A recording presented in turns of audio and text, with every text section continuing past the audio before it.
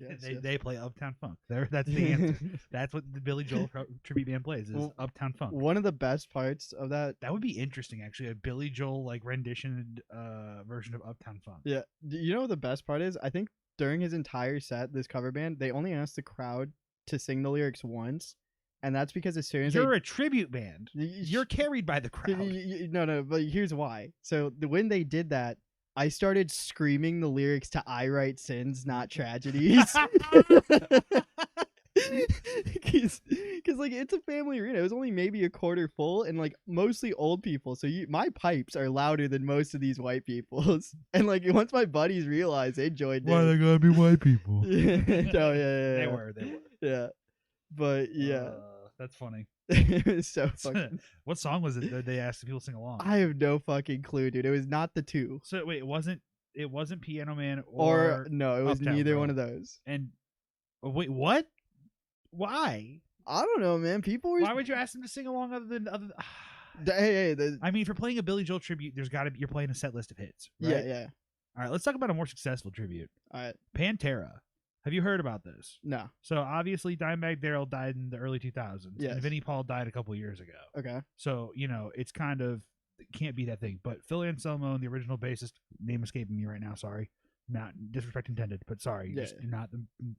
You're the least memorable member of Pantera. Bassists are replaceable. No, it's not that bassists are replaceable. It's just that it's Pantera, right? So like Dimebag is like the king of like guitar players who were lost way too early. Sure. And then I mean we can go for debate with that. People could say you Jimi can Hendrix or debate. Kurt Cobain, but I'm not going to endorse that. I'm gonna say Dimebag was just the best, and that's just where I'm leaving it. Okay. And then Vinny obviously like equally recognizable to Phil. I guess I could say Phil is one of the most iconic metal vocalists of all time. Sure. So Phil and the original bass player have resurrected and are doing a tribute of like live performances. Okay. With the drummer from Anthrax playing drums and Zakk Wylde of Ozzy Osbourne fame and Black Label Society playing guitar. Okay. That's the first show was in Mexico on Friday. Okay. And it's nuts. That sounds fucking crazy. And now they are touring next year with Metallica. When they come, they're doing a worldwide tour. That's fucking crazy. And the way the Metallica tour is going to work, actually, this is kind of cool. They're doing 2 nights every city. And night 1 is Pantera and Mammoth opening, and night 2 is the equally the way less desirable Five Finger Death Punch and Ice Nine Kills opening. Ooh. But it's 2 different Metallica sets. So do you go to see all the hits? Yeah. Do you go to see all the tour and see all the music they're going to play? Is Metallica your absolute favorite or mine? No, I'm like saying if you're buying your ticket as like a fan, If you're an intelligent music liker, you are going for the Pantera Night 1 show. Yeah. Because you want to see fucking Pantera play some music. Yeah. And it rips. Yeah. It's really cool. And then you get to see Metallica as another it's a big little bonus. Yeah, I mean you could see one of the big 4 of thrash. You get to see Pantera who can contend with the big 4 for thrash. They're not really thrash. Also, if you're there for the opener, then the merch line just shortens up right when Metallica starts. If you want to be that kind of piece of shit. I think we both agree we never go in the merch line until the show's over, though. Okay, us individually, yes. Off experience, by far, we know for sure. Like literally every time we've ever gone to a show together, that's true. But the most recent show I went to, that Smashing Pumpkins show, that I was talking about, my sister and her friend who I took, I was the chaperone of, we went before everything started. Yeah, that's smart. Because we got there pretty early, actually. Yeah. And it was also because of the upper mezzanine being closed, not the most packed. So lines weren't crazy. Yeah. But you know what was crazy? Which I can explain this too. Also, we just started? Yeah, we did a while ago. Yeah, I know, right? Welcome to 110 Podcast. What number episode is it, buddy? 38. No. Damn. I didn't ask you for 1 week and I fucked you up. I wanted to test you. Damn. It's episode 40. 40. Holy shit. Sir. Wow. 40 weeks consecutive uploads. That's crazy. Hey. It is kind of crazy. Yeah. It's nuts. Consecutive is the craziest part about that, Consistency is key, my brother. Are we taking a break for Christmas? We'll talk about that individually. We probably will. Not the camera. I have family visiting. Well, I mean, we'll take a break, or we'll just film like an extra one. Yeah, and then we'll have one ready to unload. Smart. We need to do that anyways with the baby coming. Oh yeah, we're gonna have to do a couple of those. Yeah, it'll be fine. That'll be fine though. It'd be way easier to do than before. I mean, we already literally just recorded 15 minutes without even realizing. Wait, did we? No, it's been 4 minutes. Holy fuck! You just don't know when I press the record button. Oh, that's true. That's talking, but you don't realize when I press record. That's funny. That's very funny. I have no idea, dude. So the prices of the merchandise at the Smashing Pumpkins show were insane. There was a 0 jersey. Okay. And it was $140. Holy fuck! What? Hang on. Now, hold on. Wait a minute. let me explain a little something that I have a little intel on, and Put maybe a little I can help. jiggle in it. Well, I'm sure you've noticed that like when we went and bought shirts at the DGG show, they were 40 a pop. It's like not bad though. Like It's not bad, but it used to be like 30 like before the pandemic, Yeah, right? yeah, and then it sure. used to be even cheaper before then. It was like 20 back then. Yeah, like $15 for Bro, like, Warped Tour t-shirts. Oh man, dude, do you remember the Warped Tour? 2014 was the year I went. Like we all were like walking around. It was yeah, before Carl got yeah, pregnant with a kid. before baby. Yeah, before Carl had a baby. Cool. Yeah. So at that Warped Tour, my shirt got like fucked up. Yeah, I remember. And I went and bought a Lee Corey Oswald shirt. Yeah, and I still have to this day. because I went and got my record that. That was sick. Yeah, that was a great show. Dude. Lee Corey Oswald slaps. They're still good. They're still good. They're still good. What band was it that your shirt got ripped at? I don't remember. Because it was I don't remember exactly what happened. I remember it was ripped or something, but my shit got fucked up. That's all I remember. Yeah, dude, I don't know. God, that was a great Warped Tour. I crowd surfed at Attila that year. I also got to tell my sister and her friend on the way to the concert about Yeah. Warped Tour stories, and they were just like, I wanted to go to that so bad. It sounds so cool. I'm like, even if you would have gone when you were old enough for the last one, Yeah, it wasn't the same It wasn't thing. the same, bro. It wasn't the same thing like until probably after that year. I'll never forgive all you guys for not buying furry tails with me as a joke because they were like $3. Were they $3? Dude, they're less than 10 for I sure. was broke. Yeah. I guarantee I was broke. Oh, we all were. Well, I was exceptionally broke. I You guys were in high school still, like in your senior year. I I was like 21. That was when I got my fake ID and I threw up twice in the line because I was trying to finish the warm I beef. forgot about that. Yeah, you and Jensen. Yeah. That was great. Holy shit. So what we're talking about? Oh yeah, so the price, right, of the 140, and then there's like the price of the hoodie being like 90.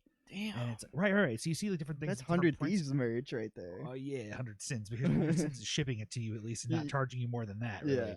Yeah. But hear me out. I watched a video not too long ago about a guy who's like a tech, like a touring tech. Okay. His name's, Tank. Yeah. Okay. Sick name. Very cool guy. Very, very neat guy. And he talked about merch fees. And I've always known about these things, right? Because I did do local music for a while, so I did have to pay like a few merch fees here and there for some stuff, you know? But I never really understood how it worked. But basically, like industry standard is like 20% on sales within a venue, right? Especially like a big venue like an arena. But then there's also other things like there's like categories for like your soft lines and your hard lines, which is like, you know, clothing versus CDs and posters and things like that, right? Different fees.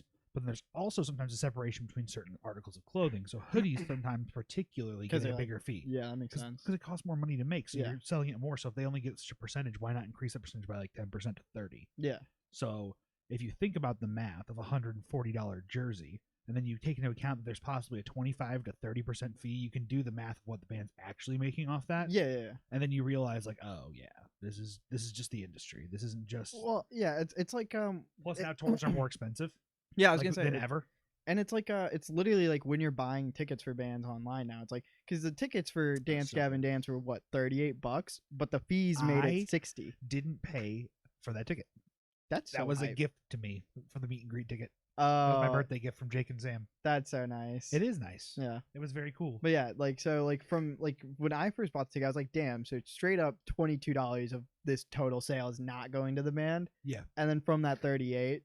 Probably like only maybe $20 of the ticket goes to the band members, maybe. Correct. And then you divide that by how many people plus their crew and all these things. It's like there's no money being made here. Yeah, exactly. Or very little. Yeah. So when you have to add those costs up pretty quickly, it's like, oh, it makes sense. Yeah, exactly.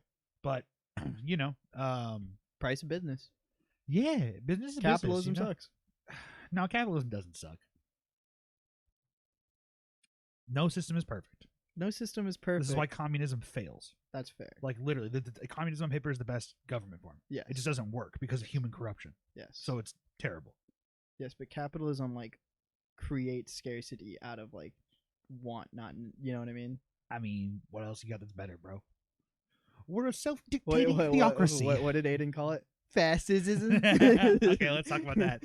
So Kanye's gone off the deep end completely. He has made Alex Jones look good on TV. So here's what I thought, right? I thought the week couldn't get worse like a weekend ago when we were first starting to get into the real meat of the Kanye sandwich. Yeah, of like what the fuck is going on with this dude recently. He was on the Tim Pool podcast, and Nick Fuentes and Milo Yiannopoulos and then Kanye were on there. Yeah. And Kanye walked off of that after, as he's done with a lot of other shows. Yeah. He's walked off a lot of them. And this is prior to this, right? Mm-hmm. But this was another point of he walked off of that show, a show where heavy right-wing ideology and like free speech is kind of welcomed in that way. and he was upset because he wasn't allowed to speak his mind enough about how anti-Semitic he wanted to be. That's insane. Which then that's when everyone was like, "Well, did you see the news today?" And then I first saw the Parler thing and how that's not happening. Yeah. But then I saw the Alex Jones clips. Oh yeah. And I said, huh? So he went on Alex Jones's InfoWars. Yep. Dear God. And Sheesh. I just want to, before I say this sentence out loud, I want to make point of the reference of the Channel 5 video that Alex Jones did earlier this year. I killed those kids. It was me. It was me. I killed the kids. It was me. It was me, Jesus Christ, the government. We all killed them. We're all responsible. We're culpable. I'm culpable. Me, Alex Jones. Fuck, so bro. he was going like off this year. He's already been off the rocker several times. And Kanye goes on InfoWars and makes a complete fool out of himself. And says just some of the most horrible things about like liking Hitler. Yeah. Let's not demonize the Nazis. We got to stop doing that. Yeah. They did good things. Like the list goes on. Those are just the choice selects. They created the microphone that he uses. Okay. Yeah, whatever. But the point is, Kanye is irredeemable. Yeah. He's done. Like I think Ben Shapiro tried tweeting. It's like this tweet was 3 sentences. Ben Shapiro tried tweeting that he wanted you to know. Yeah, he's like, this is a mental health breakdown, and this is tragic that anyone is even having him on, which I agree with. It's tragic people are still platforming him, but it's, at this point, can you even blame it on mental health? Yes and no. So like, I think hang on. Yeah. Let me explain what I mean by that. Yeah. So in virtue of responsible mental health for oneself, yes, when you are having a mental health crisis, or you understand your mental health has put you in a situation, has caused you to be somewhere, right? Mm-hmm. It is your responsibility as the person to understand that, but not use it as an excuse. Yes. So that is what I mean by that inherently in that nature. Like, yes, mental health is at play here, but it is Kanye's individual responsibility to be a person in this world. Yeah. Right? And here's the thing. This is where I'm very disappointed in Ye as a figure who I respected. Yeah. I'm disappointed because he is brilliant, but he's not brilliant enough to understand the culpability of his actions. Yes. Especially being mentally unwell. Yes. So he doesn't take responsibility in the way of what he should be doing, which is he should slow down. Yeah. You know, because like I'm bipolar. Yeah. I know not what it's like to be Kanye, but I know what it's like to be bipolar. I can only imagine what it's like. Yes, because he has so much wealth. He has so much wealth, and he has so much esteem around him. He is one of the most. He's one of the most influential figures of pop culture in the last 15 to 20 years. Yeah, he is very relevant, right? Yeah. So when you're given all that, yes, and we've seen a lot of examples with other celebrities who do horrible things when they're given a lot of yes. R. Kelly, namely, what I'm thinking of. Yeah, big one, right? For sure. When there's a lot of yes men around you, there's a lot of yes people building you up, but there's a lot of wealth to support your lifestyle and doing these things that are maybe not as savory or as available to continue doing over and over because you have said wealth. Rather than your average mentally unwell person who is probably of regular or lower income. Yeah, for sure. So that necessary self-reflection, that introspection to be a better version of yourself and not be, platforming the Nazis or any Hitler ideology or whatever you want to fucking call it. The point is, that's what's the tragedy of this. Is he's a brilliant man and he's trying to push himself into politics or all these other things or whatever, but the reality is that he's gone too far, man. Yeah. He's just gone too far and it's just kind of done. There was a Bill Burr sketch from 2015, believe it or not, right? And it was just basically it just boils down to like Kanye's ego is so big. There's only one other guy I could think of that matches it, and he just starts like speaking German and like obvious not like Hitler euphemism. And that's fucked up. It's fucked up, but like I mean, it's true. Time is a flat circle.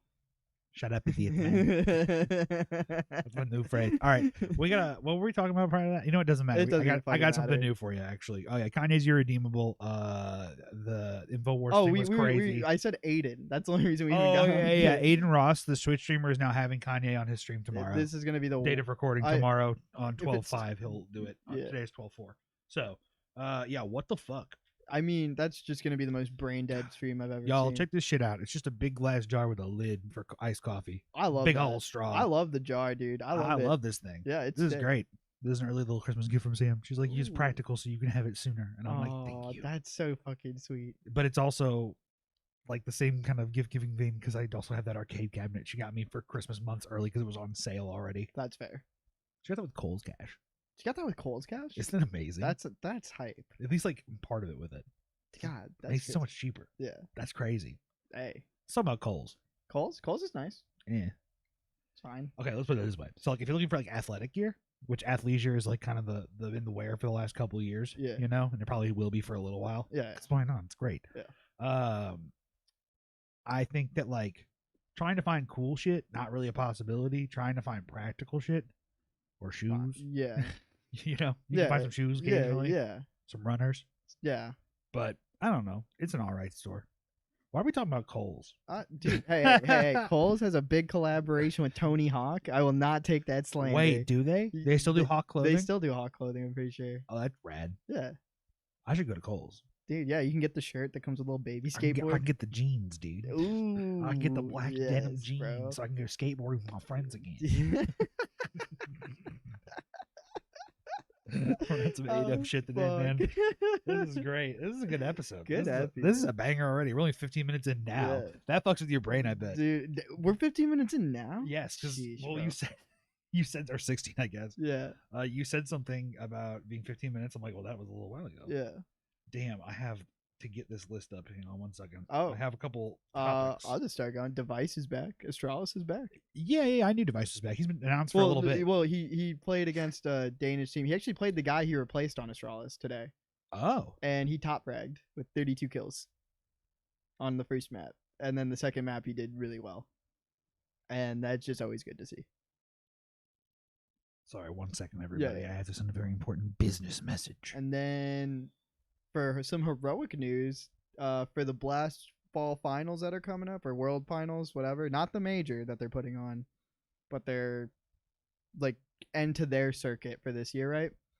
Heroic is having Stan, take a chill pill, let him rest because of the year he's had. Yeah. Which is good, and they're adding Config as his replacement for that tournament. Interessante. Yeah. Which very hype. Very, very hype. It's actually so cool to see like how much Heroic has become like a fan favorite now. Not a fan favorite, but well respected. I gotcha. Yeah. I gotcha. Let's see what else is going on in esports really quick. I'm pulling up the list. Oh yeah. Here's the big one. Yes. The big one. Let's hear it. The Team Liquid roster is announced and world champion Pioshik. Oh, I saw that. I saw that. That is kind of crazy. So let's talk about this as a bigger topic. The prophecy has been fulfilled. It has been now 10 years of LCS. And it's the 11th year. We are now hit the point where it's actually happened, where people talked about it when in season 4, this thing happened with LMQ. I know you know about this, but for the audience doesn't understand. So there was a thing created in season 5's beginning called the import rule. Yes. Because in season 4, an entire roster of Chinese players went to, in spring, at the beginning of the year, North America, did the Challenger circuit, qualified for the LCS, got in, and made Worlds? Yeah. 3rd seed that year? Yeah. So instead of allowing that to happen repeatedly in other regions, they put a import clause in, so you have to have 3 natives and 2 imports only. We have now played long enough time that we have 3 native Korean speaking, because 1 is Australian and 1 is United States. Yeah.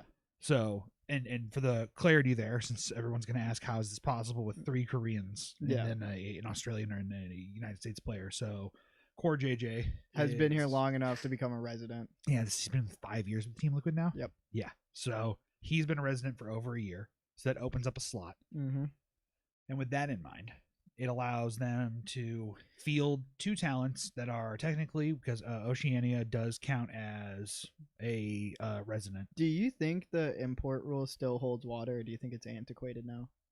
No, I think it still holds water, because I think situations like this are more exceptional at this point. I think they can only become more fluent in the future, and I think that the big thing is that you should look out for the possibility of having then 3 Koreans, 2 Chinese players. I think I think that's why it's today. Get rid of it. No. Because you're crazy. Listen, it's the only way. We haven't even hit the main question of this roster, but go on. Dude, North America will never, ever be good enough to compete with native, North American players. And by the time your imports become residents, they're not going to be good enough to compete. Hang on, 1-to-1 rating. Okay, I'm just going to compare this. Twists, Twist is the only one that's good. Exactly. So how do we ever get a prodigy if we don't surround him in an environment where other people can bring him up? There is a chance for an NA player one day. You're telling me that like someone I agree. Like, you know who General Sniper is? Yes, I know. Yeah, so Sniper's like 1 year away from being able to play. How did Twist win his major? With an EU team. Yes. But hang on, that's what I'm saying. That's exactly what I'm saying. Yes. Is that he would need to be. So what's wrong with having one NA prodigy come up around 4 Koreans, but it's like built a certain way? What I'm saying is that over time now, right? Yeah. As the year continues on, we're gonna have more and more people who've been around long enough to become residents. Mm-hmm. Okay. You have Sunday, you have Impact, who are also in these situations now, Yeah. right? So you're insulating the entire network of the pro teams, Yes. right? And also we're talking about that the gatekeepers of the NA region now are also these older pros who have who successfully had these huge careers. You've been drinking the hopium, it sounds like, brother. No, I'm saying that if we're insulating the scene, there are 2 layers to it. The lower pro scene, which needs to be incredibly well established players as well as young talent. Yeah. And then the next scene, which needs to be incredibly strong imported players who over time become NA residents and then make more rosters where you insulate it with more pros rotating in. That's why I like the import rules, because you have the insulation of certain players staying around and always making the league better. Yeah.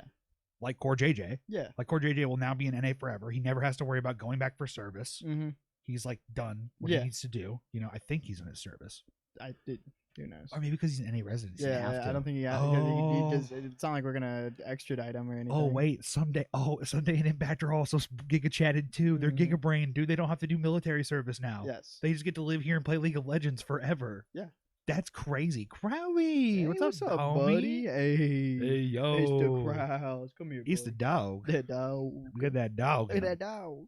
Get that dog. What a boy. Yeah, boy. But what I'm saying is that so if you have the requirement of bringing, because that's the thing, like Steve talked about in the roster announcement, bringing Harry and Jan up was like how Team Liquid has built a lot of these crazy challenger rosters over the years that it become. And that goes even back to Curse Academy too. Hi, buddy. Yes. Oh my goodness. Do you guys see this news? Yes. He's right above the logo. He's so cute. He's such a good boy. Damn, Growly, you cute boy. But basically, if we don't have a rotating cast of people, like for example, Bwipo ended up in a shit situation, right? Where he's not going to end up on any team. He's content creating. He's content creating for a year. He's probably going to end up on the analyst desk, which is just fine. I love Wide Bwipo. Hey, Cadian was an analyst for a year. Yeah. He took a break. It happens. It happens. Yeah. But there's nothing. But we've also seen a lot of pros come back and leave, and all this other stuff. We've seen Double F come back this year. We've seen Bjerg come back already and be like still top of the pack. Yeah. He may not. Here's the thing: Bjergsen got this bad flack last year because he got 4th. Yeah. But the last game was super close, and Bwipo and him were both trying to save it. Bjerg wasn't doing it enough, but Bwipo was trying his hardest. You know, like it was one game away from being a year that's not at tarnished. Like, you know what I'm saying? If you're expecting Bjerg to be the guy to be #1 smashing lane or whatever, you're dumb. Like he's more of a facilitator now. You know what I mean? Duh. Yeah, I guess he'd be like the equivalent of like an IGL. Crowley, can you stop gnawing on the bones, or you're being a little ridiculous. We're recording a podcast here. Good sir. Please. Can you just move it off the mic stand? Yeah. Yeah. Oh, okay, there you go. There we go. Good boy, Crowley. All right. Well, anyways, I think the import rule should stay. You can think what you want about it, get rid of it yet, but I think the problem there would be that if you could do that, you would just see full import rosters of like full Chinese talent, full NA talent, probably because some people can't afford Chinese talent. Exactly, still, which is another problem, is that roster costs are down this year. Everyone decreased spending basically, other than FlyQuest. That's fair. So I don't think you could afford the imports. So I don't know. I obviously I'm a CS boy, but like Cloud9, in literally even down to the coaching staff, is just all Russian or CIS. Let's even here's a little sad note on some coaching staff. Go ahead though. And you got like it's exactly like you say. Like there's Cloud9 full import hype, and like in Dallas they were North America's team. You know what I mean? Everybody was like chanting USA at these 5 Russian guys. He's sitting on my mic stand. I know. That's so funny. And then you have Liquid on the other side of the spectrum, yes, who's 4 like NA players and 1 import, and that's because they have the 4 best NA players. Yeah.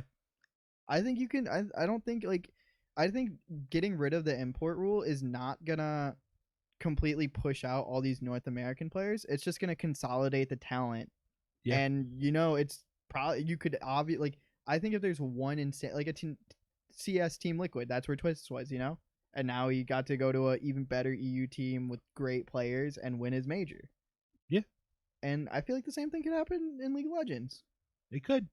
I think the import rule is just antiquated. I think they need to make more international tournaments for it to be comparable at all. I think we agree on that. We do agree on that. Something else we should really agree on: the sadness of seeing Nuke Duck move away from pro play into coaching. He was announced as 100 Thieves coach. I mean, he's a dude. Guy had a champion Ocean.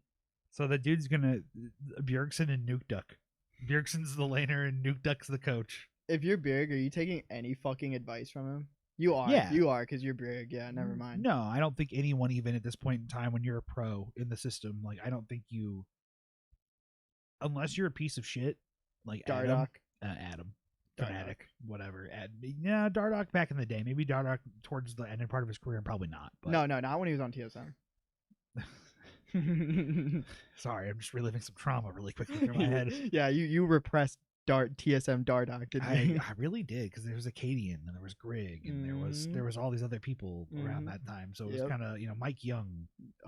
TSM Mike Young. Remember the Dr. Pepper commercial? Yeah, dude. I didn't forget it. Nope. Dear God. Oof. Man, esports is wild. Yeah, it really is. You know what else? Sports is wild. Did you hear about the Florida Gators quarterback who got suspended for CP? Holy shit! And not in Minecraft. Yeah, he holy cheese pizza, Batman. Yeah, he like self-reported too. When the cop asked him about it, he like said something very stupid, but not in the way of like he's like, yeah, someone else I got on the internet. Like that's where I found it. God like, damn, dude. I think it was. I thought this person was above this age. I was off the internet. Jesus. Yeah, that's man. crazy. It's football wild. Football's wild. Football wild, dude. Yeah. Let's see what else we got. Shout out Tank Bigsby. Let's see, Mandalorian season 3 coming out March 1st. Ooh, okay. Not too long from now. Not at all. I'm gonna have a baby around then. Yeah. And then I get to watch that. Nice. Wow. Yeah, you get to have your own Grogu just with you. Oh God, I just had a moment right there. I'm sorry. I don't know if I'm good right now. I didn't realize how little time there was between then and now, and I'm just like, damn, this kid's coming. Yeah. Anyways, existential crisis around Star Wars says what? Yeah. Here's a little someone having an existential crisis. Netflix. Okay. Although their success of Wednesday is just astronomical from what I hear. I hear it's an amazing show. Yeah. Prime Video apparently has replaced Netflix as the #1 streaming service in the U.S. according to longtime industry tracker and associates. I think I have a feeling I know why. Because Netflix fudges their numbers. Or sorry, Amazon Prime fudges their numbers. They bought Thursday Night Football. So like no like on Thursday nights every bar I understand. like every bar like plays every place. Yes, I get it. So it's gonna inflate those numbers. Yeah. It's gonna inflate those numbers, but the other thing too is that Amazon like notoriously doesn't release their numbers that are very adequate. Yeah. Like in a sense of actually tracking something. It's more like an adjusted guessed amount of number. Yeah. You know, I mean, they only run 60% of the world right now. Only a little bit. Speaking of another percentage of that, Lord of the Rings star Bernard Hill, the guy who played King Theoden. Okay. That one right Elf there? King? Yeah, no, Theoden. King of Men. King of Men, yes. The King of Men who Gandalf... Still haven't finished the show. That's the movies. Oh, you're talking about the movies. Okay, that's why I was confused. King Theoden. Okay. Two Towers Theoden. Okay. Yeah. Gotcha. Yes. Okay, so he's the one who's like the king who's all poisoned and then he gets unpoisoned. Yeah, and then he's not poisoned because Gandalf sets him free and then they get rid of Wormtongue. Yep. And then they kill Saruman off screen. Watch the extended versions. Just gonna say it. Anyways, there you go. So Bernard Hill has hit out at Rings of Power and says it's a money-making venture and nothing more, and that it's not like a true appreciation of the source material. It's coming from a guy involved in Peter Jackson versions, which I mean, one could argue it's more faithful, but we also have places to go still. I mean, you're the Lord of the Ring fanatic between the two of us, so you have to like let me know. I mean, I'm 3.5 times through the Silmarillion. You know, I'm getting another version of the Silmarillion pretty soon, probably. Yeah. It's an illustrated version that's like brand new that just came out like last month. Okay. So that'll be really cool. It's like a hardbound book and has nice. maps and shit. Ooh. I know, it's very neat. Very neat. I like it. I like it a lot. Anyways, yeah, I mean, I don't know. I don't think that it's like purely a money-making grab. I think that as is tradition with adapting Tolkien off of paper into any form of other media. I think something that looks that visually beautiful is just cannot be a money making grab. You know what I mean? Well, so it's obvious a lot of love and care. Well, here's my big complaint, right? Like, so if you look at something like the warg, which is like the little like wolf thing, like the big wolves that like try to attack the what are they called? Harfoots. The hobbits. The Harfoots. Yes. So when they try to attack them, they're like more like CGI looking and like cute and not like as evil and menacing or realistic. And like Peter Jackson's versions 20 years ago were very realistic looking. Yeah. It's like, well, why even bother to make something so like, you know, why try to make something like amazing and like beautiful looking that can like actually like appear as real or pass as real when you can just CGI the living fucking shit out of it. That's fair. And it's like, take the page out of the Marvel book. Yeah. Marvel book is, I don't know. I've heard Wakanda Forever is pretty good. I haven't seen it yet. I saw a good portion of it. TikTok. All right, you know what? Like, I was like scrolling through and I was like, what the fuck is this? And then it took me a second to realize, oh, this is someone in the theater right now just streaming it. What a fucking G. Bro, it's so on hood, dude. That's sick. And because I watch these things for like more than the algorithm like is just giving me all these pirated shit on like, you're a fucking bad person. The CCP knows what you're doing and they're like, if only he was here. We could jail him for years. They're not letting anyone watch a movie right now in China. It's insane how unregulated TikTok is. It's insane what's going on in China right now. You know about all that? No. There's like mass protests going on. Yeah. Because they won't let people like, they're putting them on like massive lockdown still for COVID. Oh, really? Yeah. So there are people in the streets refusing to go inside their homes. Oh shit. Yeah, dude. Well, I mean, like I saw a thing about like you know it's bad when Chinese people are, you know, wanting to protest and not afraid of, I don't know, another Tiananmen Square. That is fair. That is crazy. Wild times we are living in. Damn, dude. Is this the dankest timeline or the darkest timeline? This is the darkest timeline. I don't know. Okay, obviously, like Hitler it feels pretty like, bright in this room right now. Yeah. This was too dark to me. Yeah. I mean, I guess the timeline where Hitler won is obviously darker, but like that's your comparison, Kanye? Jesus Christ. Yo, I saw the funniest meme. It was like, the episode of the last title was Trill Ends Racism. Yeah. And I feel like you just revived it. Yes. Yeah. Dude, I'm a benevolent God. I have to balance as all things should be. Oh. Okay. What were you gonna say? You know something. I just saw the funniest meme. It was like, in 50 years in hell, Kanye seeing Hitler and he's smiling, and then Hitler seeing Kanye just fucking pissed. Like, that's funny. Yeah. That's very funny. Verbal meme. What if Hitler's true infinite torture was waiting for Kanye West to come this to whole hell, time, so that way he can be like bothered by him forever? His personal hell is just seeing someone who loves him so seeing much, a black man talk well about him. Like, he's like, I did the same thing for you. I revolutionized fashion. Hitler's just like, I invented the device the monkeys use. There'd be some shit like that. That's fucked up. Yeah. That's really funny. God, we're on one with these anti-Semitic jokes recently. Thanks, Kanye, for enabling us on this platform. Oh, fuck, see, man. you know what Kanye did when he became anti-Semitic? He lowered the platform for everyone Dude, else. yeah, the bar. We just made a terrible joke. Yeah, I mean, James Cameron needs to come and lift the bar back. Avatar 2. I'm going to distract you with another thing you love to talk about, Pilk. Did you see that Lindsay Lohan in a Pepsi commercial is drinking Pilk? No shot, really? Dude, at least Pepsi knows who their real, like, where their market lies. Crazy people. People who have had to go to rehab many times. I had a Pepsi literally right before I came here. Pepsi's good, but Pilk is weird. We still have to do our taste test. No. Come on. I don't know, man. I'll get like the tiny, like little bottle of milk, 1 can. That would be kind of dumb. Yeah, I don't want to do that. You can froth it up or whatever. No. No. I'm gonna have a tummy ache after. Yeah, it's tummy ache. Oh no, my tummy ache. All right. Another little quick TV show I want to talk about. Have you ever watched I Think You Should Leave with Tim Robinson? I've heard it's good. It's so good. You gotta watch that. That's right up my alley of humor. Season 3 has just begun filming. Okay. Yeah, I did see that tweet about that. I'm very happy about that. That is gonna be good. Yeah, you need to watch that show like soon. I probably should. I have a lot of shows I'm gonna catch up on. Here's a crazy thing that also happened too. So you know how I've played Tricky Mac before. Tricky Mac. Remember the Australian rapper? Yeah. Okay, I remember. So Tricky Mac was having a retirement show. No. Wait, it gets crazier though. Hang on. So he uploaded a full video of the show, and I was like, "Retirement show? How could it be?" Yeah. And he's had quite a crazy history. You know, he's got the Benny T era at the beginning, which is like 2017, and that's where like most of the poppin', views. Yeah, what little bit there is. Yeah. Cult fame, but like. It's Australian rap, it's only going to reach so far.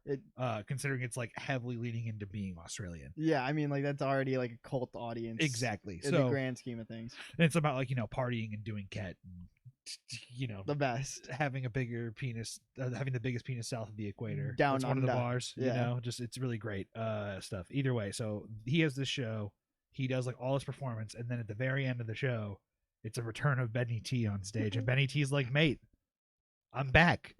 And he's just like, "You quit, mate." You're like, there's like a whole he has like a whole saga with this other guy named Daddy K, who's like another side character, right? Sure. And, well, he's been like part of the Benny T era too, but he's a side character. Then he becomes like a part of the rap group, like whole affiliation of Tricky Mac, right? Okay. By the way, Tricky Mac has a mullet and wears like pit viper sunglasses or whatever the fuck. The coolest fucking looking dude on the planet. He's really cool. Yeah. Fucked up teeth. Talks about doing a bunch of cat partying. You really don't ripping get cones, that. eating moot. Yeah. What's vagina? Moots. No, not mozzarella. That's not what that is.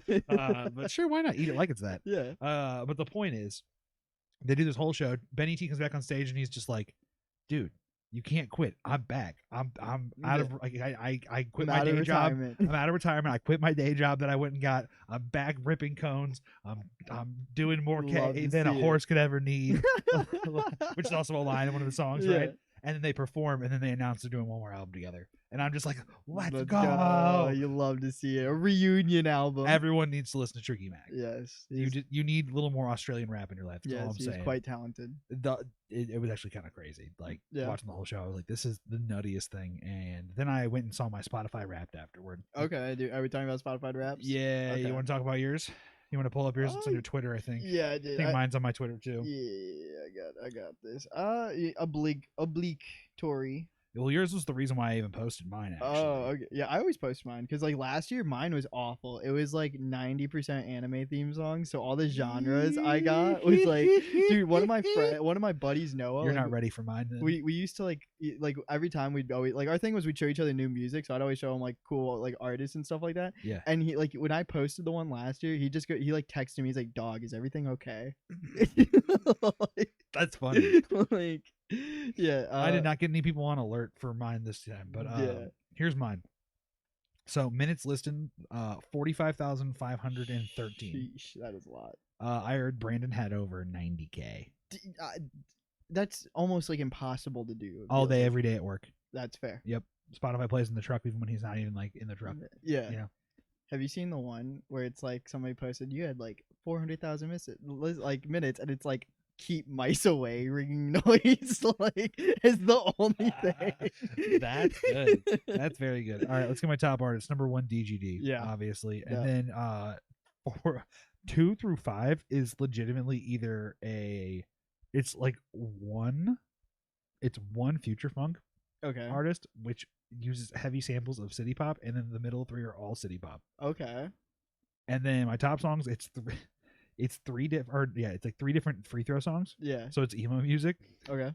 And then it's one of those future funk songs. It's called Remember Summer Days. That's fucking. And then it's a Fall Out Boy song. A single Fall Out Boy song. It's Tell That Mickey Just Made My List of Things to Do Today. So it's OG Fall Out Boy. It's literally opening track, first album. Okay. And then top genre future funk. That's pretty good. Which is really funny because it just shows how my stream has fucked up my Spotify's listening minutes so bad. Yeah, that's where it all comes from. Yeah, but DGD still managed to be my top artist. Yeah, I'm pretty happy with my artists. I'll save 2. 1 is DGD, 3 Tiny Moving Parts, 4 ASAP Rocky, 5 Hot Mulligan. I was very proud to get this back to normal. But then number 2, I'll just read you the top songs and you'll probably like get the same feel. Number 1 was Winlandia. Okay. You won't know that one. Number 2 is Flashbang Dance. I feel like I'm getting an idea here. Number 3 is Easy for Ents. All of these are songs by the guys who made that song. Oh god. And that is my number 2. And then 2 DDG songs. That's fucked up. Why are you listening to so much CS songs? I think I listened last year. I listened to Easy for Ents like 460 times. This year was a lot better. Okay, see, that's where you get crazy here, right? So like the things of like how many songs I've listened to the most. Yeah. I saw the stat for my number 1, which was The Corner's Dilemma. Yeah. By Free Throw, and that was only 68 times. Yeah. So I listened to other songs like probably comparably very close number of times. Whereas that's what other people say, like, yeah, I have a song played like 500 times, and I'm like, I've never even been close to that. Yeah. Why? So what's wrong with you, dude? First of all, they're really good last year. So every time they played, I'd just be listening to that just really loud. Okay, respect. Like that's one thing. But also like, I don't know. That was another thing my Spotify said. It was like you're a comfort creature, creature of comfort. Ah, okay. Yeah. I gotcha. That makes sense. Like, I don't know. I don't like go out of my way to find new music. So like, and then my Discover Weekly is dog shit usually. Yes, sir. So like, when I find new songs, it's like maybe a couple songs a month that I find. All right, that makes sense. I can get down with that. But like, what's wrong with listening to some Finnish pop idols, on repeat? Because this year's Flashbang Dance with like 100. Shut up, idiot, man. Yeah. I'm done with this. And Winlandia like 100. You know what else is done though? U.S. soccer. Yeah. I can't believe people thought we'd like get any further than what we did. We did good. We did good. We did very well. We did good. Have you weird note on that? My brother, Yeah. who won state back in 05, is dumb to say like that kind of achievement. Yeah, that's still on an that achievement. It is though, Yeah. because the person who one of the people he played with on that team was Tim Ream. Oh, okay. Yeah, he's like long childhood friends with him. Yeah, I forgot about that. I was like, oh yeah, Tim did stay at our house a couple times. Yeah. I was there. Yeah. That did happen. Yeah. So yeah, that's kind of cool. Here's a little food for thought regarding the U.S. men's soccer team. Food. So somebody like the world loves shitting on the U.S. for like getting beat in soccer, just not like being as good as we like to claim we are at sports. Yeah, but it's because women's is so much better. No. apparently. Somebody said That's part of it. our freak athletes are all too busy playing baseball, football, or basketball. And someone made a starting 11 of soccer with like LeBron James in goal and like Tyreek Hill at like right forward. What do you Shut think? up. What do you think? What do you think? Shut up. I can't even. No, it can't. It would never work. It wouldn't work. Bro. You're telling me if those same athletes started playing soccer the same age they did football, they wouldn't be like just freaks? I mean, they'd probably be freaks, but like, no. I think we'd be slaughtering the planet in soccer if it was our main sport. We'll let you have that take. Dude, come on. We'll let you have that take. Literally. We'll let you have that take. That's fair. That's all I'll say. That's fair. I don't agree with that notion whatsoever. Well, if it was the U.S.'s main sport, all the money that gets poured into these other things would get poured into. You think so? 100%, dude. Yes. If soccer was like if the NFL was number 2 and the MLS was number 1, the U.S. would be literally the premier. No, I can groove with the idea you're trying to put down here. Yeah. Okay, let's go through a couple not rapid fire, but it's just funny to think of LeBron James just bringing in a goal. LeBron James. Yeah, when he like tosses the ball back. Imagine people talking about the era of soccer or football where Michael Jordan played versus where LeBron played. He was playing football with plumbers. There's no way LeBron couldn't kick a ball farther than Jordan, even during his era. They changed the rules. Dude, Patrick Mahomes as a goalie would just if be FIFA wasn't so goddamn corrupt. Yeah, true. All right, let's see. Okay, so this is one we typed in note this morning. We did a little back and forth. Polygon posted this article. Oh yeah, tell me about this. Pokemon arcs to watch while you're like playing Scarlet and Violet, right? So they're saying like, hey, some people like the game and do these things. This is adventuring, so like, it's kind of dull. Sometimes you need something to keep you entertained while you're just walking around. Yeah, and it's like, okay, that's fair. It's exploration. Some people don't really love that. And I've been one to watch something while I game. That's fair. It's pretty commonplace, I think. It's hard for me to like think of Pokemon as like the different parts of Pokemon as arcs because you always just think it's episodic. Well, that's the thing. That's where I was like, oh, arcs. Like, there's gonna be little fun story arcs where it's like multi-episode. Yeah, maybe like N when he was around, or the Paul full 6 battles. I was like, oh, I'm waiting for a good little list of like, what are these hot lists? No, this is where I gave me cancer. It was literal whole like journeys. And they're like they're ranking the whole journeys of Ash. And this is where it got really bad. Wait. You're really gonna love this. So where do you think they put what? Like, give me some general guesses. What do you think is number? They gave you 7. They gave you 7. 7. Yep. Dude, give me number 7. So number 7 is probably the Hoenn League. Nope. It wasn't. Nope. What was number 7? Number 7 was Black and White. The fuck? Okay, whatever. Yep. Number 6 is Hoenn League. Nope. Is it Sinnoh? Hang on. It can't be Sinnoh. I'm gonna pull this up again. Make sure. Oh, is it the Orange Islands? What do you think was number 1? They probably did the OG. No, it was Sinnoh. number 2. Sinnoh then. No. What the fuck is number 1 then? Oh, is Sun it and Moon. Sun and Moon? Okay, yeah, actually, I agree. That's gas. They're like, it reinvents the Pokemon genre. It does something different than it's done before. The reason it's just gas, bro. Is it really? It's straight gas. Like, cause like there's a fight where like Ash I feel like Journeys is better though. Yeah, I'm sure. So that's kind of crazy. They would even recommend Journeys. Like, it's not so in English. We're kind of nostalgia baiting ourselves here because from X and Y up, like all those series, the shit got crazy, bro. And like it's always it's cool seeing Ash. The best Pokemon anime arcs to watch while you're playing Scarlet and Violet. Number 7, Black and White arc, 10/10/2013. Like, cause dub seasons, Black and White Rival Destinies, Black and White Adventures in Unova and Beyond. Yeah. Number 6, actually, you're right. It was. Hoenn, yeah, I figured. Midden, yeah, I agree. 5, Diamond and Pearl. Disagree. That's a good one. We call that the turning point. Present Journeys, number 4. That's wrong. That should be number 1. I agree. Yeah. It's the greatest story ever told. Yeah. Of Ash. Yeah, of Ash specifically. Well, maybe Orange Islands actually. I liked Orange Islands a lot. Orange Islands is like Orange Islands is my nostalgia. Is baby Journeys. Yeah, but it's fun. Yeah. Because it's Ash actually like overcoming shit, and then he has to fight that dude in the Orange League and win. He has to fight a Dragonite then, and he beats him. Also, the Squirtle getting Hydro Pump. That episode is so fucking hype. So great. Yeah, he does this fucking 5-way spin. Yeah. So good, dude. Why did no game ever give Squirtle a Hydro Pump thing looking like that? Yeah, I don't know, dude, because Game Freak's lazy. 3X and Y. That, yeah. 2 OG. 1 Sun and Moon. I don't get why OG is as high as it is. Like, OG is objectively just kind of because there's so many memorable moments. There are. There's the boat episode with the St. Anne or the SS Anne that was okay. So you probably don't remember this, but when Pokemon first came out, before it like aired on TV, there was a test episode, and it was the first part of the SS Anne story with the huge cliffhanger on the end of it. Oh, where he trades Butterfree and it crashes like the boat. Yes, that whole thing. Yeah. So that's literally like where it leaves off. And it's like a massive cliffhanger. That was the test episode they did. Really? Before Pokemon aired on TV for real. That's insane.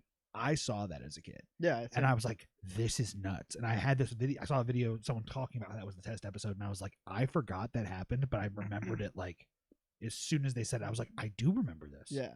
And then like crazy. The second episode's literally just Ash running back to that same guy who's just still standing by the trade machine. Dude, imagine if Jesse and James had traded for that Magikarp. Imagine if they had gotten Skamazed. Yeah, crazy. That would have been crazy. I mean, the Magikarp did save their lives. As a giver does. Yeah, well, but no, the Pokemon anime, it ramps up a lot from X and Y. Just because like Ash is evolving his Pokemon, he's actually like being a competent trainer. We talked about this before. Yeah. I think that it starts off in Sinnoh, and it just keeps escalating more and more over time. Black and White kind of had a lull. Yeah, for sure. But I think the problem with Black and White is that like as a generation, people look back on it and they're like, not my favorite. But the reason why is they don't realize the brilliance of Black and White. That it's arguably top 3 generation. Yeah. Now let me ask you this real quick before we move on from one Mon to another Mon. Okay. Do you think that the Diamond and Pearl remakes were a failure? I don't think they're very good. You don't think they're so? very uninspired. I think the issue is that the originals still hold up. Yeah, exactly. They're still good. It's like when I was playing through that, it's like these animations are animations I've seen in the other games already. Yeah. And it's just like I could just play a ROM hacked version of Sinnoh and get more enjoyment out of it. But hear me out on this, brother.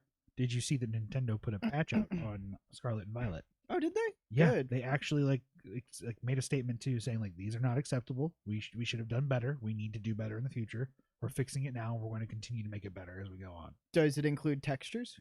I don't know. It better. I mean, they're gonna try. I hope. Yeah, I hope so. I think that the problem is, like we talked about, having a deadline, trying to make like every 2 years a game or a generation every 3 years. Like, just slow down. Yeah, take 1 extra year. Because I think like the best games were like very well spread apart. You know what I mean? 4 and 5. Yeah. Diamond and Pearl and Black 6. and White are probably that some jump. of the best. That jump to Gen 6 was amazing. God, the jump to Gen 6 was so refreshing. What's like, your favorite big mechanic? Mega Evolutions. Even over terrestrializing now too? The terrestrializing is better than Gigantamaxing for sure. I like it a lot. It makes some types, right? Yeah, so it changes your Pokemon. I saw like a what was it? What's a Volcarona that then turned into a water. Yeah. And I was like, what the fuck is this? And then if you change it, like say it's like you have a Volcarona and you have like you get the fire type terrestrialization, it just makes your fire moves that much stronger. Yeah. But I think it's just another like way of stacking EVs. That's even like more annoying than Gigantamaxing or Z. What do you mean EVs? EVs and IVs, like okay. Oh well, no, you can make your that's the thing. No, you don't have to catch them. You can just change your Pokemon's IVs in game. No, I get that. Yeah, it's cool. But what I'm saying is that like now it's like another thing to look for. Like you're out, you finally find a terrestrializing. Great, I'm so excited. It's the fire type one, the one you want. Yes, or it's the ground one. Oh fuck, this is the worst one. Yeah, you can't change that. It's just another layer of the hunting. Yeah, which is cool. And like they did make this game the easiest to shiny hunt on as well. I've heard that. And a lot of the new Pokemon shinies are kind of dog shit. You know, it's a really good podcast, actually, supplementary. People to check out on top of ours if you enjoy it. Noodle Shop. Okay. It's Rich W. Campbell, Tectone, and Maru. It's actually good. It's not bad. No, it's really good. Have you heard their how much they've spent on gacha games? I don't think I finished the episode. I need to. Collectively between because Emery doesn't play gacha games. I actually said that. Collectively between the other two, close to $1 million. But they also stated that Farmville was their first gacha. Yeah, I did hear that part. Yeah. I just think it's the part where they revealed the number yet. Yeah. That's crazy. Yeah. All right, so 2 more ideas here to wrap up the pod. All right. We're going to talk about something nerdy. We're going to go from one mod to the next mod. Yes. So I listened to a video, and then I did some clicking to confirm what I heard in a video. Okay.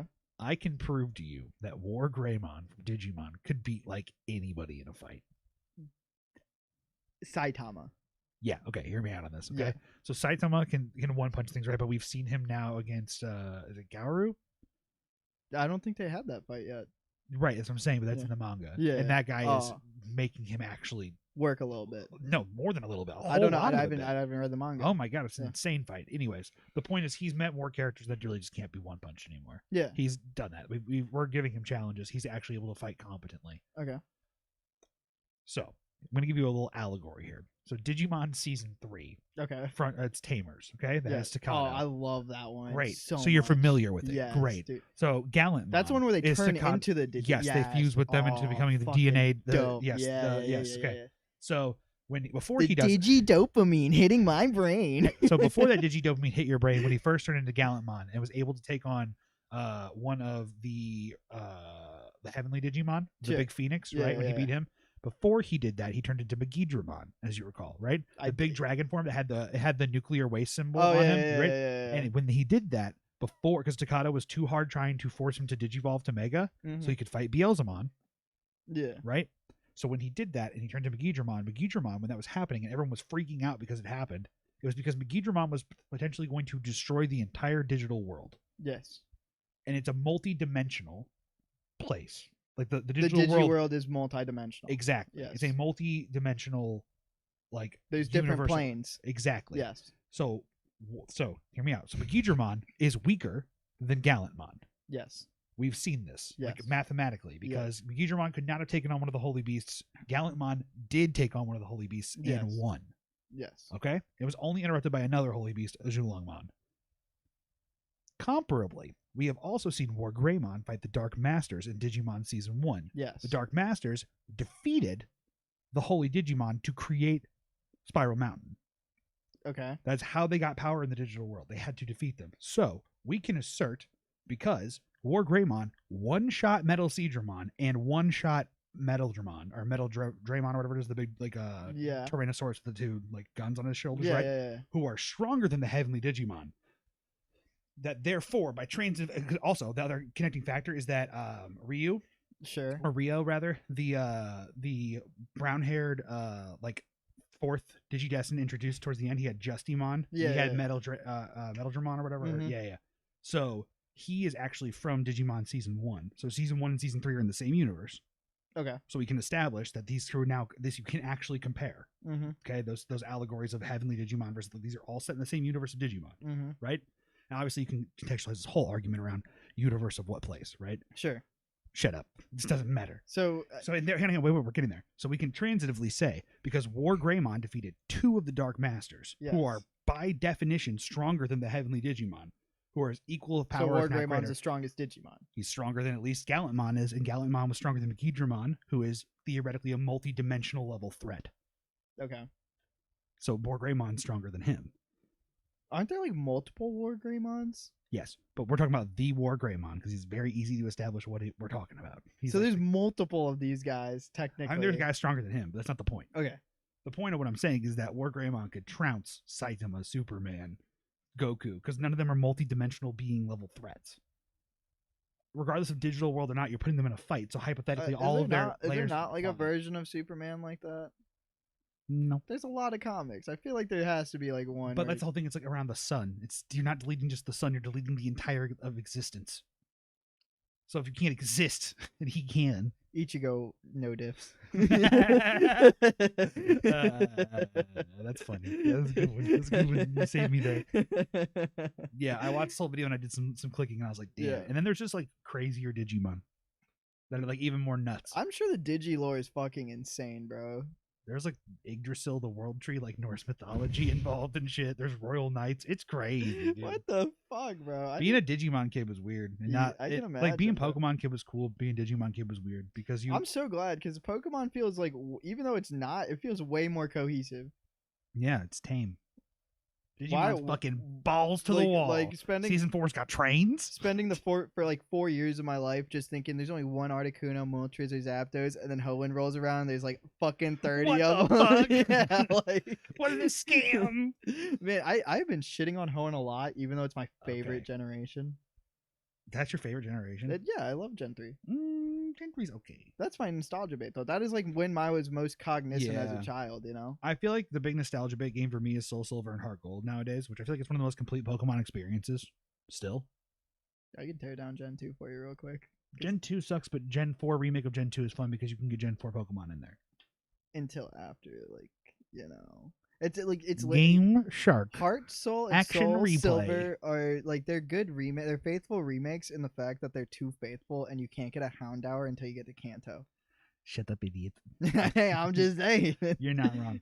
Okay, so we're gonna wrap up on one little segment here. So I'm sure you've seen a couple of these fun bits that other card channels do. Oh yes, where it's someone explains their history of one card game or their other card games. Yeah. And then they go in blind, not knowing everything about staple or shitter, essentially. Yeah, staple or shitter, essentially. Yeah. Yeah, that's one of the ways we call it. But let's explain there first. So you are a Yu-Gi man. I am a Yu-Gi man. And have you played any other card games really before? Like, are you been like invested in any of them? I mean, I've dabbled like with Hearthstone briefly and things like that. I just like I've enough to know. You understand the mana system in Hearthstone and then like the damage, right? Yeah, they have like life and they have damage. Yeah, right? yes. Perfect. I know those concepts. Cool, that's perfect. That's a very good translation to help us get into this one. So we're going to talk about a game that I've been mentioning very much, a little bit in the background the last couple weeks. Marvel Snap. Okay, so I'm hopelessly addicted. Yeah, it's super fun. Yeah. Also, Rich W. Campbell talked about playing that too. Really? Very briefly. Yeah, he said that in a Noodle Shop episode.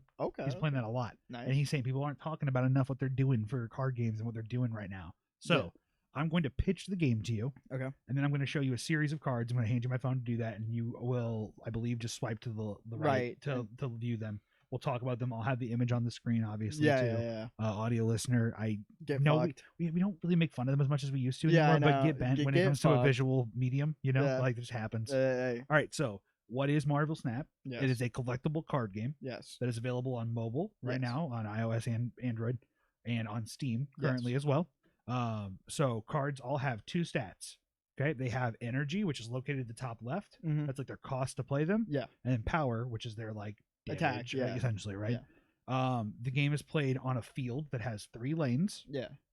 and it's over the course of 6 turns. Quick question. Yes. So say you have a card with like 5 power, and I have a card with 6 power. I attack your card with 5. Am I left with 1? No. Okay. We'll get there in the next line. Okay. So where the objective over those 6 turns is to play your cards in the lane to gather power. So there's a 0 on each person's lane. Yeah. And then you add all the numbers together. Yeah. And so there's no battling. Yeah. It's you put cards down, I put cards down. It's about tempo at that point, right? Yeah. So you very well could end up in a situation where they've played a card on turn 1 that's 2, and then you play a card that's like 3, and then they play another 2. So now they're at 4. Yeah. Right. So over the course of the turns, you are gathering your cards, playing them to make combinations, make interactions happen. Can you pop and destroy your opponent's cards? There are cards that do that. There are locations that do that. That's a whole other thing. So the lanes, there's like 3 little lanes. They're unrevealed, but turn 1, the first one reveals. It shows a location that has a description. Okay. The next one reveals on turn 2, the next on turn 3. They're randomized every game. Yeah, it's like a series of locations. Yeah. Right? And they all do different things. Some lock you out of playing cards that cost 1, 2, or 3. Okay. Some lock you out of cards that cost 4, 5, 6. Some do other things. So we're gonna get to there and all that.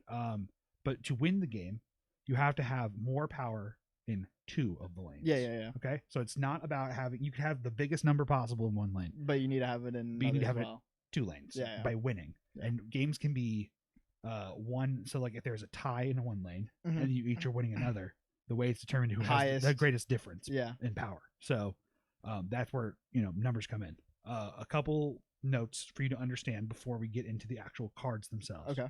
So the way the energy system works, which is your resource, is similar to how mana works in Hearthstone, where it's like you start with 1, and then a coin, obviously, if you wanted to play the coin, but you don't do that really here. There's no coin to play. Yeah. But there is. So turn 1 you have 1 energy. Turn 2 you have 2. Turn 3 you have 3. Yeah. Up to turn 6. Okay.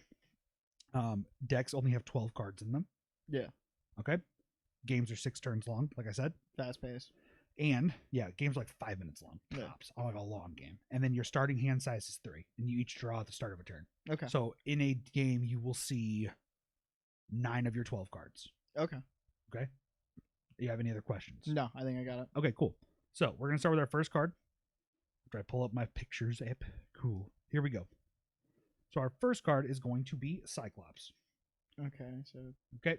So why don't you tell us about that card? What do you see going on? So I see it's 3 energy, so it costs 3 mana essentially to cost, and it's 4 damage, which I think I'll know better once I see some of these other cards, but that feels fine, I guess. Okay.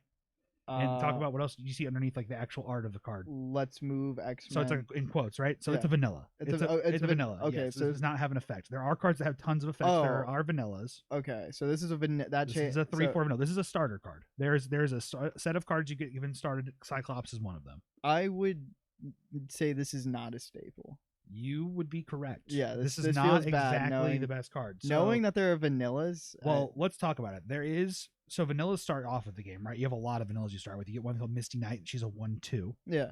You can unlock Shocker in Series 1 where he's a 2/3. Okay. You have the Thing who's 4/6. You have Abomination 5/9. You have Hulk 6/12. Okay, so some vanillas sound pretty crazy. Yeah, like Abomination and Hulk are 9 and 12 power, and those are your 2 strongest cards when you start playing the game. Yeah. So those cards are a little bit more favorable in the early stages. Now there is one deck late in the later game. Because there's the way the card collections work is there's a pool of cards, right? And there's pool 1, which is like your starter pool. And you have pool 2, which is a little bit more advanced, and then pool 3, very big pool. And a lot of more technique based and like things. So they build strategy. They give you like essentially like a basis of cards to build up through, and then it's like randomized which ones you get, so you get to improve strategies as you go. Okay, that's cool. And it's got now a pattern. They've got to essentially unlocking on a path to where you're guaranteed like every 4 rotations of these caches, you're getting like certain things. And so every 4 you'll get a card. Almost guaranteed. You might get a variant, which is a whole thing. Let's not get into that. But basically, crazy enough, Cyclops is incredibly bad actually amongst the vanillas. So there's the strategy. There's a card called Patriot. It's a 3/1. And now you can probably get the idea of that since it's also a 3. You want to play Patriot on turn 3 or like on turn 6, and you really don't want to like with another 3, and you don't really want to play Cyclops of all cards because he's only a 3/4, but comparatively a 2/3 and a 4/6 around him are much better. So Patriot buffs all of your vanilla cards by like 2. So the problem with Cyclops is that he is amongst his peers, even in the vanilla pool, he's the slowest. And he's not worth his resource. So 2/3 for like Shocker is like actually a good value. Yeah. Because you can then build it to I was gonna 5, say, right? I feel like once you said the other numbers too, it's like 3-4 feels like that awkward. Yeah, 3-4 is very clunky. 3-5 would be almost justifiable. Yeah. But that's like, so there's actually a lot of people who are talking, like I was talking with one of my he's a viewer on my channel, but also a family member who plays a lot too. And we were talking about like, who's the most disappointing card? And it's either Adam Warlock or it's Cyclops. Okay. And Adam Warlock feels disappointing because of who he is as a character in like Marvel's like canonical universe. He's literally an Infinity Stone wielder, but he's like a win more card.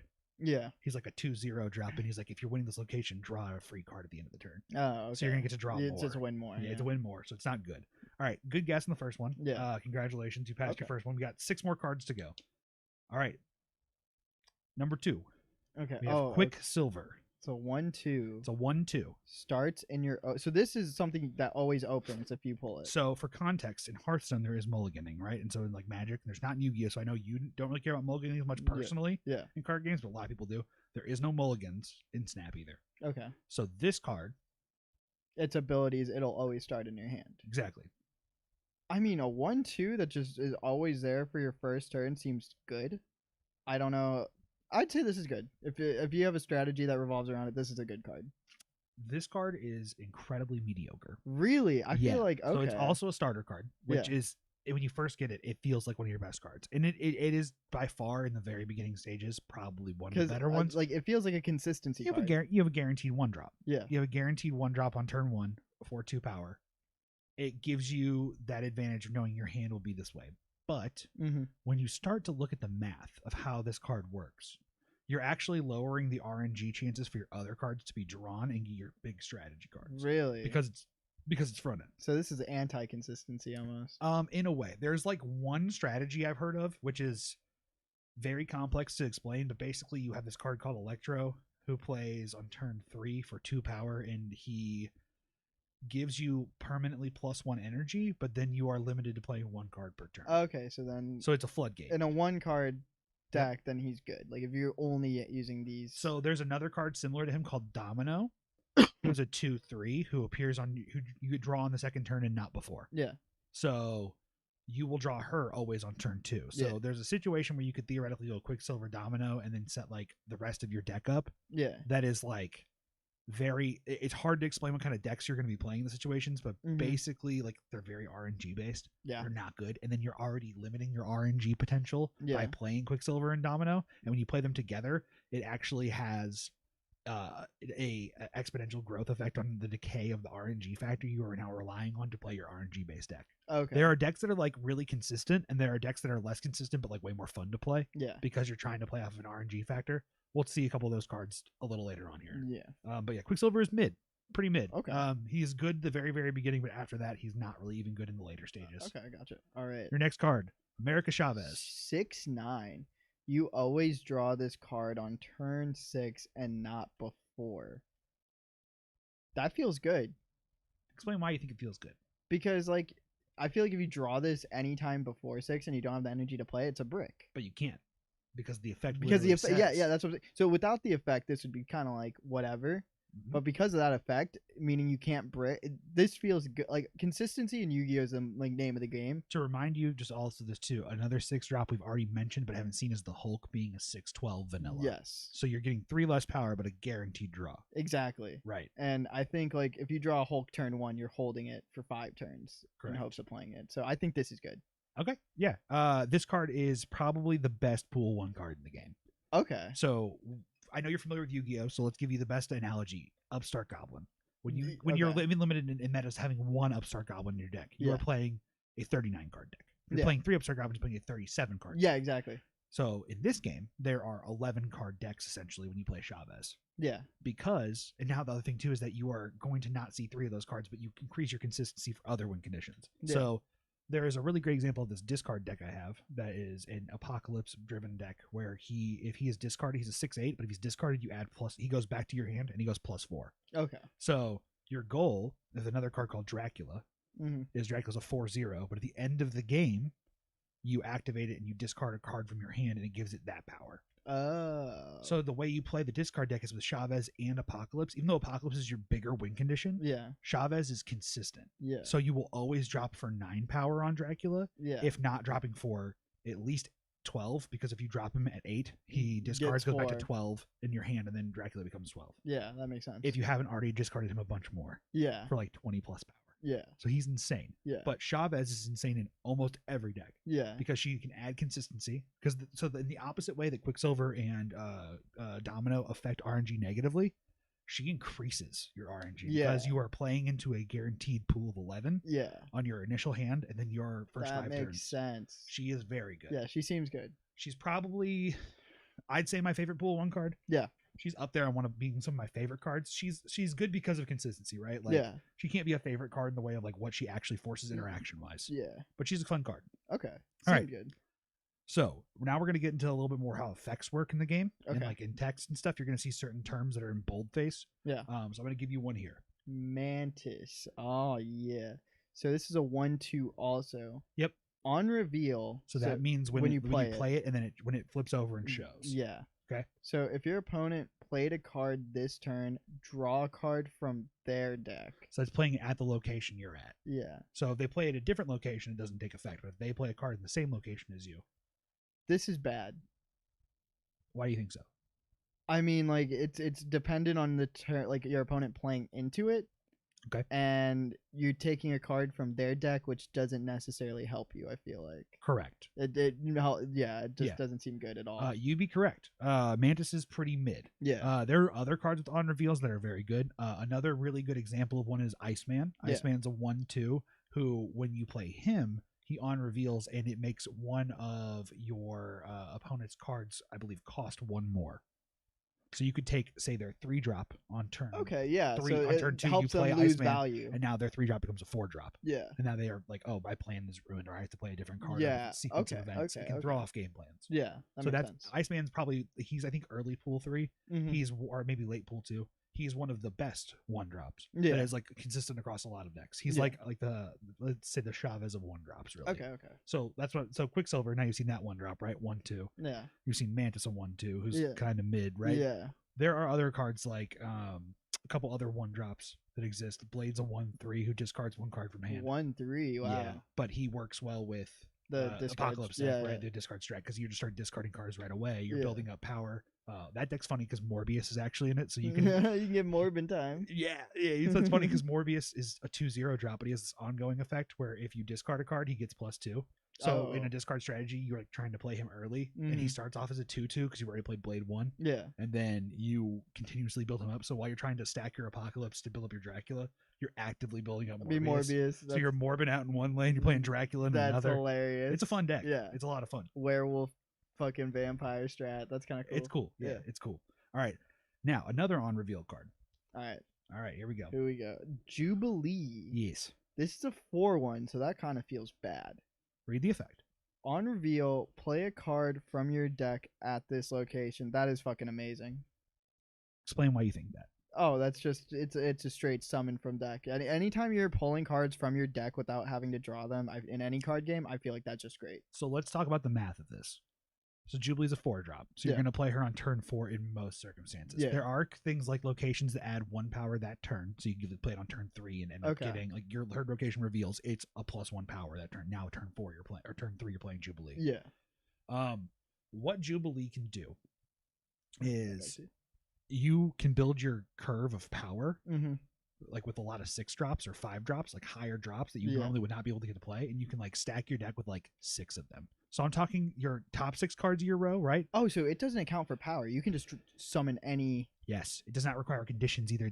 It's on reveal, right? Yeah, it's an automatic. So that's amazing. So you build essentially a casino deck in a way. Yeah. Right. I have a couple of them actually. I have like 2 that play around her, and one I just built this morning that is actually incredibly consistent. Yeah. There's this other card called Lockjaw that you have no idea. He's a little dog. Okay. He's 3/2. But when you play a card there, it swaps them with a card in your deck. So you play Jubilee, it pulls out a card, and then it swaps the Jubilee for another card. Oh, that's fucking crazy. It's insane. Yeah. The deck is very fun. What to a play. chain link. Yeah, she's very interesting. Now, she can seem kind of mid by the stats, The right? stats, The yeah. 4-1 are kind of iffy. Now, we're going to talk about the next card that I'm going to show you is Mm. going to really help you understand the power of Jubilee more. But basically, you can build your deck in a way. So that Electro deck where I was talking about the 1, 2, 3, I had an idea once, right? And this is where I was like, this is bad. So I had Chavez in the deck. Yeah. So Chavez would make the RNG better. Because if you put Chavez in the Jubilee deck also, you're not going to, you might play her out, but you won't draw her. Yeah. Which then does increase, you get your other 6 drops possibly in your hand, but like it's catch 22. Yeah. Right? So then I thought put Quicksilver and Domino in the front of the deck and put Electro to get that extra power. So then on turn 4 I have like 5 power or whatever. But then I thought like, wait, I don't need extra power to play Jubilee. Yeah. Like I'm still playing her on 4. It doesn't make sense, right? But the idea was to Jubilee Casino. Yeah. Where it's like you don't RNG on the front part the first 2 turns, and then you're like, all right, well I get Jubilee turn 3, great. If I don't, I'm fucked. Yeah. And if I do get her turn 4, we're awesome. And if we don't, by the time we get turn 5, we start establishing. Yeah. So Jubilee's very interesting, but this next card is going to give you a little more perspective on her. Right. 620. Yes, the Infinite. The Infinite. Great name. Great card. If you played a card last turn, you can't play this. This seems bad.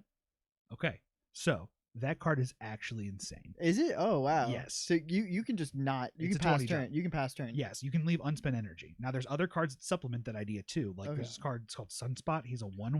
Oh, so if it's like turn 3 and I only use 2 energy, that extra 1 goes to my next turn? No. Okay, good. They'll explain how this works. So Sunspot's a 1/1 drop, Mhm. and he for every unspent energy gains power. Okay. So on turn 3, say you play a 1 drop and then you have 2 left over, he'll gain 2 to go to 3. Oh. And then on turn 5, you hold your turn and he gains 5 power, and then you can drop Infinite the next turn. That's fucking crazy. You also can play a heavy curve deck, a heavy like 6 mana curve deck, Mhm. right? With like a lot of 6s and 5s. Yeah. And you can play Infinite. And if you know on turn 4 you don't have him in your hand already, because the way the math works with Jubilee, right? Yeah. You draw 3 cards at the beginning of the game. By turn 4, you've now drawn 7 of your cards. That means Can you Jubilee him out? yes. Oh, that's fucking crazy. Ignoring conditions. Yes, That's you can. fucking So crazy. he's in a lot of Jubilee decks. Yeah, I was gonna because you say. can just casino him out, and it's like Yeah. 20. Yeah. Can't do anything, idiot man. Yeah. GG. Yep. So he's not good in the way of like if you're trying to play for turn 5 at all in your deck, Mm-hmm. which you just don't do. That's Yeah. that's the whole strategy. He's a strategy maker. Yeah. Right. He's a Some- playmaker. Exactly. Yeah. Now our last card before we wrap it up here. Okay. We have another 6 drop. 6-0. Armin Zola. Arnon Zola. On reveal, destroy a random friendly card here. Add copies of it to other locations. So if you had 1 Jubilee out, and then you play the So when you read the line again where it says add cards, right? add cards. You're not playing it, you're adding it. Oh, so there's So no if it- on reveal. It's correct. just okay. It's just gotcha. a copy. So made. it's a swarmer. Can be, yes. Can be. I feel like I wouldn't use this card very often. It feels very niche. Okay. I think it's definitely not a staple, but not completely a stinker. This card's nuts. Is it? This card's Shit. fucking insane. Oh fuck. All right, so think about this. There's a location Yeah. that does make a turn 7 happen. Turn 7. Oh, Yes. okay. And there's also a card called Magic. It's a 5 cost 3 drop. Mm-hmm. Yeah. So she's a 5 and 3, and she makes a turn 7 happen. So what you can do is in a lot of decks, and I have a few that do run Armin without even having Magic. I do not have her. Yeah. Armin Zola can. There's other cards like Black Panther where when you're on reveals it doubles his power, Mm-hmm. and that on reveal does happen when you Oh. pop him. okay. Yeah. So I guess actually you could do it with Jubilee too, but you wouldn't want to, because with Jubilee the thing is like okay, so the goal of Zola is to play Zola on a where there's only one other card in the lane. Okay. You don't want to play on the Jubilee lane where you summon it because you might pop your Jubilee and then try to like cycle more and get dog shit, Yeah. or you might not even have space to put another Jubilee in both locations. Yeah. But what you can do is pop, say, like Black Panther. You can pop Vision, who's a 5/7. You can pop Magneto, who's a 6/12. Yeah. The Hulk, right? You pop a big card, and then you make 2 copies at the other locations. Oh. So you win those locations, and you're usually playing Zola like at the end of the game. Okay, so you put Zola down in the lane you're just ignoring because I feel like you only focus on 2 lanes to win. Correct. Yeah. Okay. Yep. Okay. It is really good when you do win 3 lanes. I'll Mhm. say that. To Yeah. be honest, it feels very good when you beat them in all 3, and you're But like, what's the point? you don't need to. Yeah. You don't need to. It's just embarrassing somebody at that point. in Yeah, time. yeah, styling on them, Yes, sir. comboing off even though they readied FF. Yeah, basically. Now that being said, there's one other card I wanted to show you. Okay. Gotta find the actual picture I have. Damn. I don't have it anymore, so we're just gonna skip it. Okay. That's a vibe. We'll save it for the next one. Yeah, I guess so. Also, I talked to B about this, and he said that he'd be down to doing their guest spot soon. Oh, hell yeah. And we should curate a list similar to this for Marvel Snap and then Yu-Gi-Oh! For you also. Yeah, so we do 2 segments. Okay, I'm into it. Yeah, he said he'd be down for that. All right. I'd love to show That'd be a lot of fun. Yeah, I got you. Because he's like very magic heavy. Yeah. And he's like, I was talking to him last night. He's like, yeah, just don't fuck with the other game. And yeah, that's right. Like, that's such a BA. And he's just like, yeah, just don't need to. It's just not magic. And I'm just like, dude, can we show you stuff at least? He's like, yeah. And I'm like, all right, cool. So with that, we're going to wrap up the pod. Goodbye, everybody. Peace out. Love you guys. Love you guys.